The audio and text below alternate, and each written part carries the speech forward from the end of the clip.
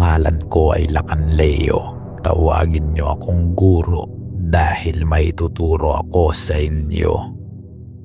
Nararapat lang sa isang lalaki na maging delikado. Being dangerous is a part of embracing masculinity. Hindi ka matatawag na masculine kung wala kang dangerous aura. Ngunit dahil sa impluwensya ng society, ginawa nilang masama ang ibig sabihin ng pagiging dangerous o delikado. Mga hangal na because you're a dangerous man doesn't mean you are bad. Hindi porket delikado ka, masama ka na agad.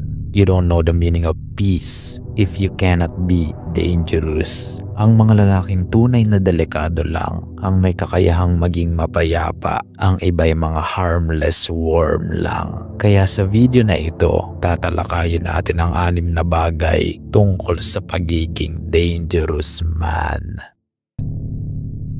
Number 1. Become unknown.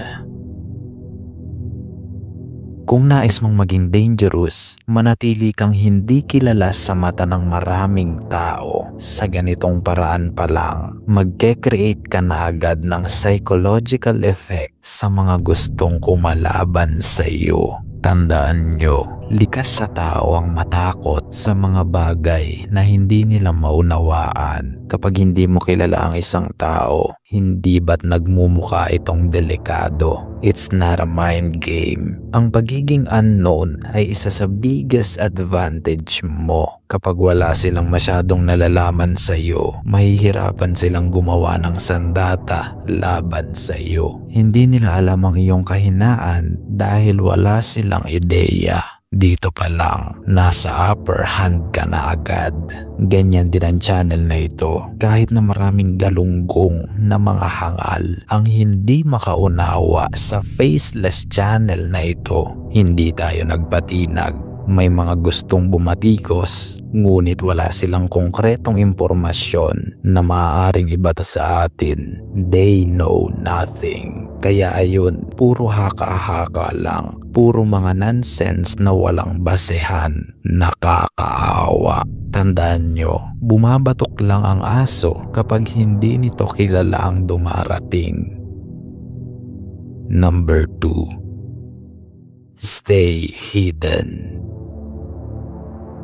Karamihan sa tao ngayon, nag-aagawan sa spotlight. Gusto nilang makilala at makita ng marami. Mga gustong sumikat, they wanted to be seen by many. Nakakaawa kayo. Dulot yan ng kakulangan sa pansin noong bata pa kayo. Hindi kayo nabigyan ng sapat na atensyon ng magulang nyo, kaya sa publiko nyo ito hinahanap ngayon. Mga nakakaawang bata. If you want to become dangerous, forget about attention. Tigilan nyo na ang pagpo-post ng kadramahan nyo sa social media, pati na rin ang mga panalo at pagkatalo nyo sa buhay, dahil maaari itong gamitin ng kaaway nyo laban sa inyo para siraan kayo sa ibang tao, para sirain ang reputasyon nyo, para ichismis kayo at laitin dahil sa inggit. Nasa bansa kayo ng mga talangka. Maging maingat kayo sa mga ipapakita nyo dahil pwede itong gamitin ng kaaway nyo laban sa inyo. Kaya ginawa kong faceless ang channel na ito, hindi dahil duwag ako, kundi dahil alam ko kung paano tumira ang mga influencers dito sa Pinas. I am faceless. I can speak my mind and they cannot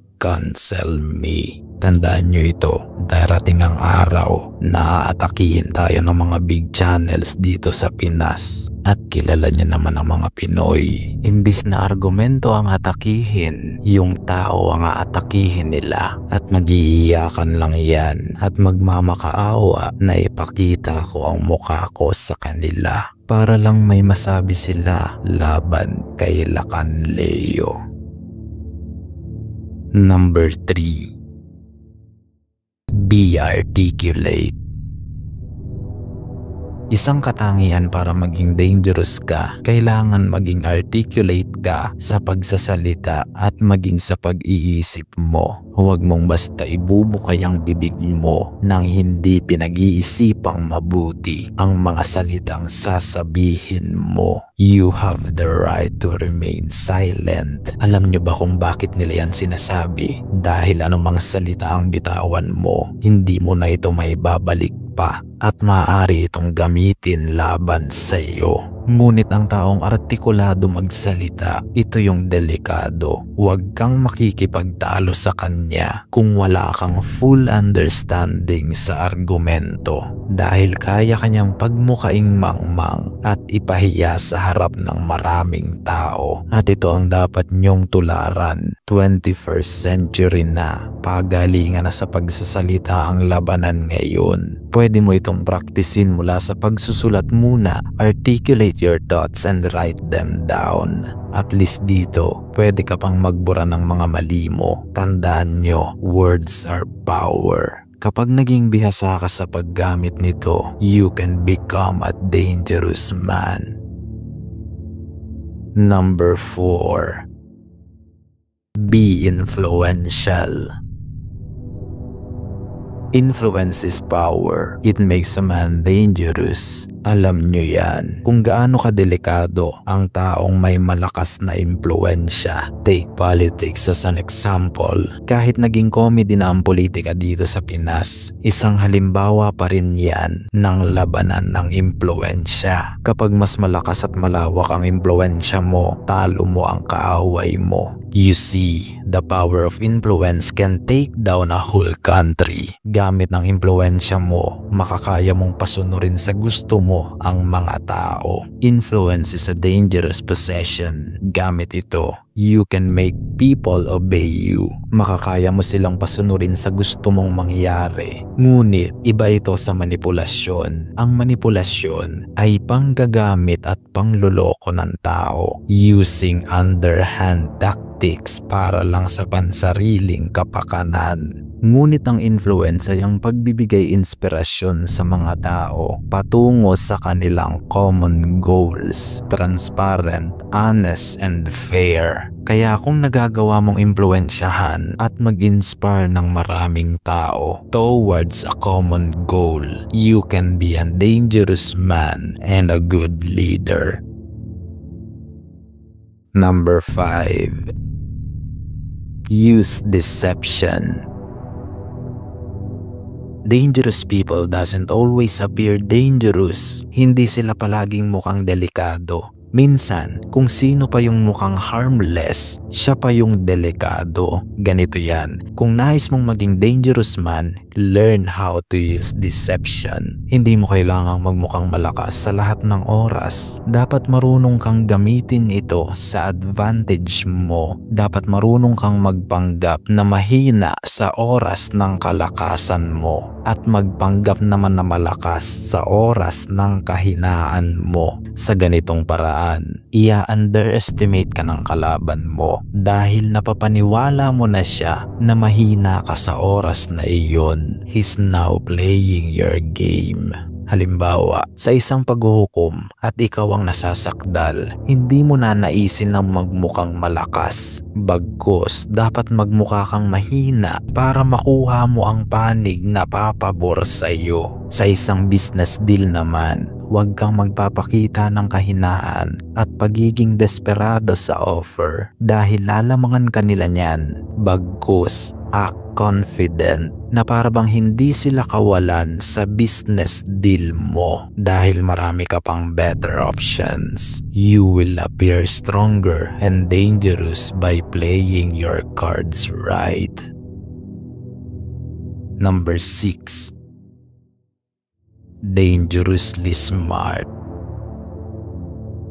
Being dangerous is not all about power and strength. Kailangan din ng talino. Hindi ka dangerous na matatawag kung wala ka nito. Isa ka lang barumbadong mangmang na may maliit na utak katulad ng sa isang caveman. Kaya hindi makontrol ang emosyon sa tuwing nagagalit.